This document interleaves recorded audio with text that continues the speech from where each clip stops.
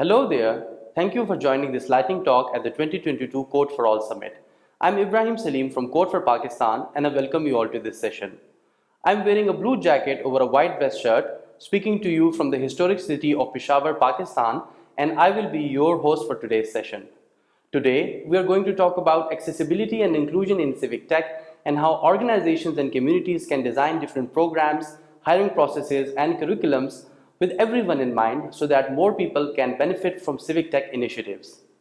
In line with the theme of this lightning talk, we are going to share a case study on the KP Women's Civic Internship Program, a 6-month remote program designed by Code for Pakistan that empowers women graduates, especially from underrepresented and underserved cities in KP, by providing them an opportunity to work in civic tech and get the necessary training and experience to explore a career in technology.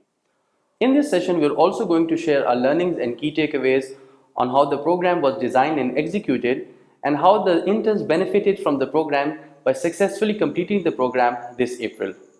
To share on how the program was conceptualized, I would like to request Anam Zikriya, who is the VP of Fellowships at Code for Pakistan, to share the background story. Thank you so much, Ibrahim. Hello and welcome, everybody. Thank you for tuning in.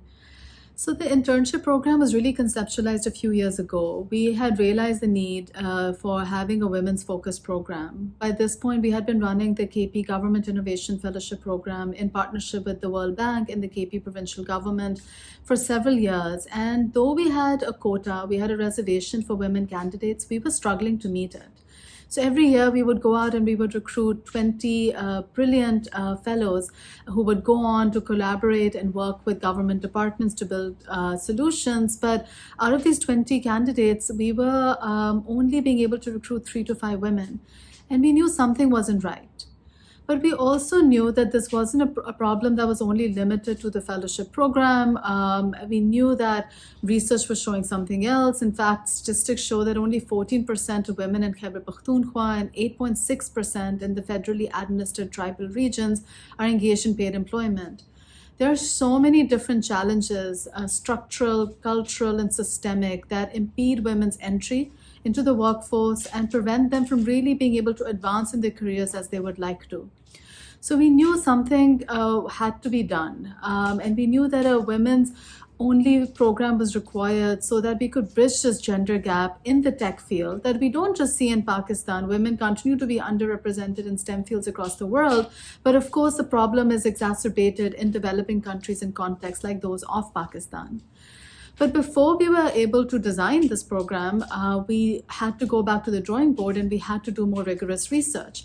So we reached out to our program partners, we reached out to our women alumni from the fellowship program, we reached out to women entrepreneurs in KP.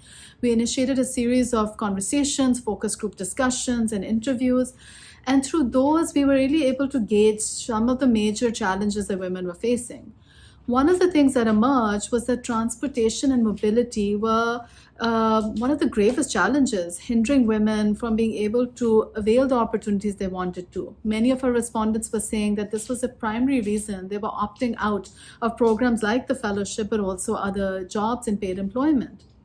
So with this research in mind and also with our learnings from the fellowship program itself, we knew that we had to design an accessible and inclusive program, and we knew that program was likely remote, so that women could actually access the different elements of the program from the comfort of their home without having to worry about their transportation costs, without having to worry about relocation, without having to worry about the daily commute challenges.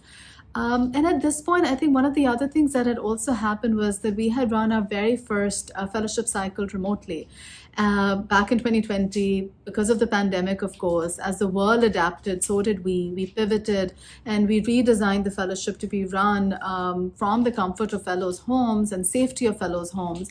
And we saw that it was successful. And so we started to think, if this is a successful model, why can't we leverage those learnings and really apply them to build a program for women that makes it more accessible for them and enhances their participation? Well, we really designed the KP Women Civic Internship Program to run alongside the KP Government Innovation Fellowship Program. So they're sister programs, because we wanted interns to get an opportunity to work alongside fellows on GovTech and civic tech issues. We wanted them, of course, to have theoretical knowledge and enhance their conceptual frameworks and build and hone their technical skills. So we have different training modules built in within the program curriculum. But we also knew that one of the reasons why women are not able to land that job or progress in their career is because they have limited work experience.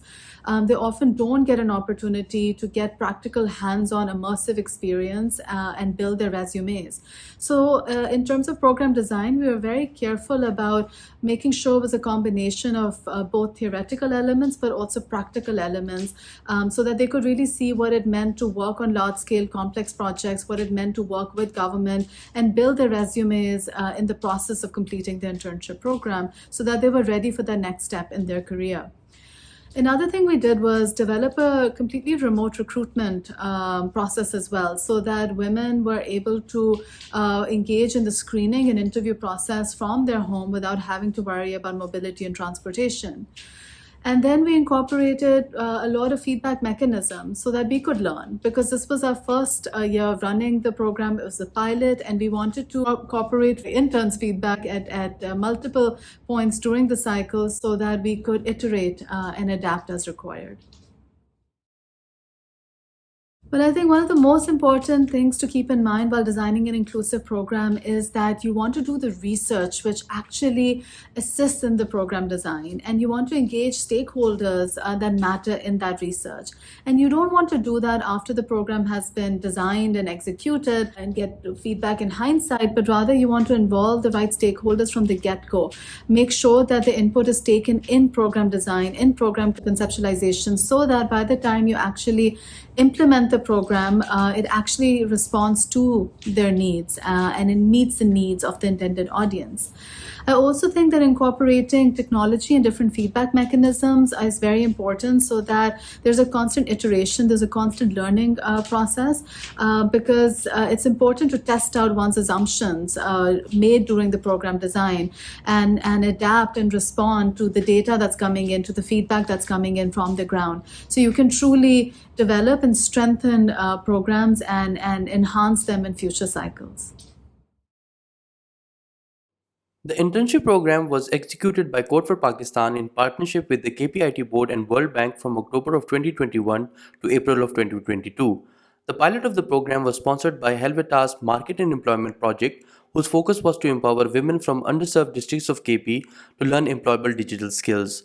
To support the digital connectivity of the interns, telecom operator Uphone contributed to the pilot program by providing free wireless internet connectivity devices to the interns.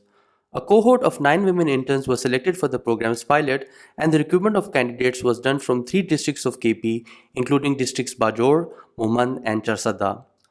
To talk about how the program was executed, I would like to request Bushra Mustafa, who is the program coordinator at Code for Pakistan, to share the details.